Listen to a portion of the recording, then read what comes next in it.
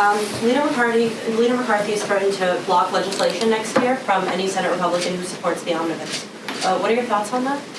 Well, first off, I think what we ought to do is we ought to be supporting the Republican in the House. The Republicans in the House have said they do not want this bill. They want to have the opportunity to pass a spending bill when they're in control. If you think about it, when you're buying a company, you're doing any document, you want to be the one that writes the document. The same with this.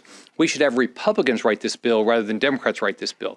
This is a Pelosi Schumer bill, not a McCarthy Republican leadership bill in the Senate. So I support letting the Republican House do this. And by the way, in the bill, they have disaster funding for Florida. We had a hurricane. I've been asking for support. First off, asking for the number we need out of FEMA. Haven't gotten it. I've asked for a bill on disaster relief. Haven't gotten it because they want to put it in a bill that shouldn't be in. So I'm going to demand a separate vote for disaster relief.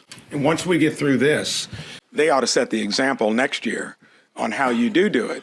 They need to get to work on all of these appropriation bills in a timely manner and set the example for how it's going to be done. If not, there'll be some of us here holding them accountable. And McCarthy has said he will do that.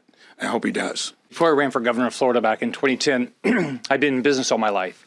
And I didn't start out with money, so I had to go to banks and I had to go to investors to start the companies I started.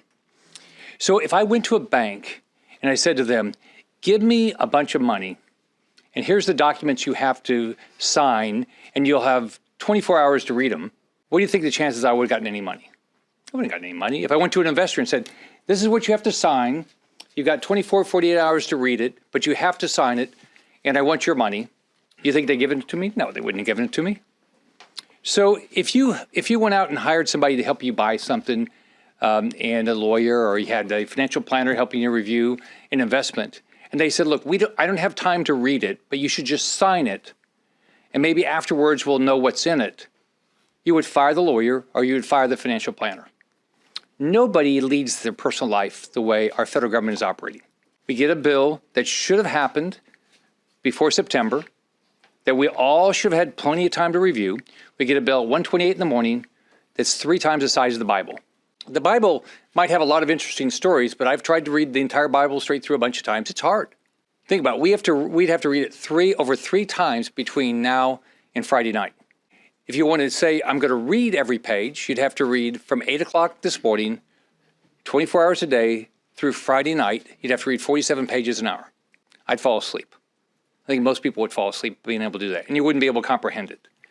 So 4,155 pages, 7,500 earmarks, right? And how many people, when you go back home and you say, I supported 7,500 earmarks for things that they would not spend their money on, that people would say, oh, you should reelect those people. We can't keep doing this. And I've been up here 4 years. We're going to keep doing this. I don't know why is something going to change? The Democrats have been able to do this in the past. They're going to do it next year. We'll be in the exact same position next year because we have allowed them to get away with it. This has got to stop. We've got to say, we came up here to be fiscally responsible and watch your money. If you look at the inflation that's happening right now, inflation is caused by one thing: reckless government spending. $31 trillion of the debt. If anybody's buying a new house and you look at the mortgage has gone up to over 6%, okay, that's caused because we have $31.5 trillion worth of debt and we keep running deficits. If you look at the inflation, which has been about 14% since Biden got elected, it's because we haven't lived within our means. So if we care about Americans, we got to start acting responsibly.